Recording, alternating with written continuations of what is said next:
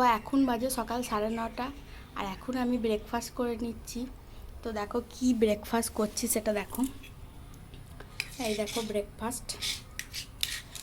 হ্যাঁ, আর আজকে যেহেতু পঞ্চমী সেহেতু আজকে আমি এর মধ্যে ডিম দিইনি, শুধু আলু আর এটা কি বাঁধাকপি আর একটু পেঁয়াজ দিয়ে আজকে আমি এই ম্যাগিটা বানিয়েছি। আর এটা আমি ছেলেকে পাঠিয়ে দিয়েছি আর আমার জন্য অর্ধেকটা রেখেছি, এটা খাচ্ছি। তো ব্রেকফাস্ট সেরে নিই, আর কি কি রান্না হচ্ছে সেটাও তোমাদের সঙ্গে শেয়ার করছি। চলো ফ্রেন্ড, রান্না আমার এখন কমপ্লিট। তো তোমাদেরকে দেখিয়ে দিই আজকে কী রান্না করলাম। তো এই হচ্ছে সাদা ভাত, মিনিকেট চালের ঝরঝরে ভাত। হ্যাঁ, আর এই দেখো এখানে কি কি রান্না করেছি দেখো, বলি তোমাদের একটা একটা করে। এটা হচ্ছে মসুর ডাল।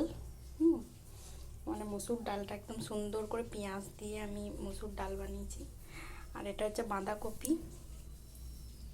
তো দেখে নাও বাঁধাকপিটা কতটা সুন্দর হয়েছে, আর ডালটাও দেখো। আর এটা হচ্ছে মাছের টক, মানে মাছের মাথা। আমিও খেতে চাই না, আমার হাজব্যান্ডও খেতে চায় না। তো মাছের মাথাগুলো কি করব, তো সেই জন্য মাছের মাথা দিয়ে আমি বানিয়ে দিলাম টক। আর এটা হচ্ছে মাছের কারি। এই হচ্ছে আমার আজকের হেসেলের রান্না। হ্যাঁ, আর কিছু রান্না করিনি, কারণ স্কুল দিয়ে এসে খুব দেরি হয়ে গেছিলো রান্না করতে। আমি ভাবছিলাম যে এতগুলো রান্না করতে পারবো না, কিন্তু করতে করতে হয়েই যায়। তো দেখো রান্না আমার কমপ্লিট হয়ে গেছে, এবার আমি রেডি হয়ে ছেলেকে আনতে যাব। তো চলো দেখতে থাকো, ছেলেকে নিয়ে আসবো। আর রান্নাগুলো কেমন হয়েছে অবশ্যই জানাবে। আর মাছের টকটা কেমন হয়েছে জানাবে, আর এটা মাছের কারিটাও জানাবে, আর ডাল।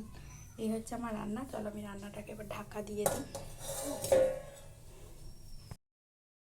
তো ছেলেকে নিয়ে চলে আসছি ঘরে এসে মানে খুব ক্লান্ত হয়ে পড়েছি, কারণ এই এত সিঁড়ি দিয়ে উঠে আবার এই পাহাড়ি রাস্তায় হাঁটা মানে খুবই কষ্ট। যারা পাহাড়ি এলাকায় থাকো তারা সবাই জানো যে কেমন কষ্ট হয় পাহাড়ে উঠতে গেলে। তো দেখো আমি ছেলের কাছ থেকে ব্যাগটা নিয়ে নিয়েছি, ছেলেকে মানে একাই হাঁটতে দিয়েছি আর আমি ব্যাগটা নিয়েছি। আর তারপরে আমি আর ভিডিও করিনি। তো চলো তোমরা দেখতে থাকো কি করছি তারপর। তো এতটাই ক্লান্ত হয়ে পড়েছিলাম, তারপর আমি আর ভিডিও করিনি। তো বিকেলবেলায় খাওয়া দাওয়া সেরে তারপর আমি বানিয়ে নিলাম গোলাপ জামুন, কারণ ছেলে অনেক দিন ধরেই মিষ্টি খাবো করছে, রসে ভরা মিষ্টি। তো এখানে ছানাটাও ঠিকভাবে পাওয়া যায় না, দুধ পাওয়া যায় কিন্তু ছানা করে ওটা আমি আর একদিন অন্য দিন বানাবো রসগোল্লা।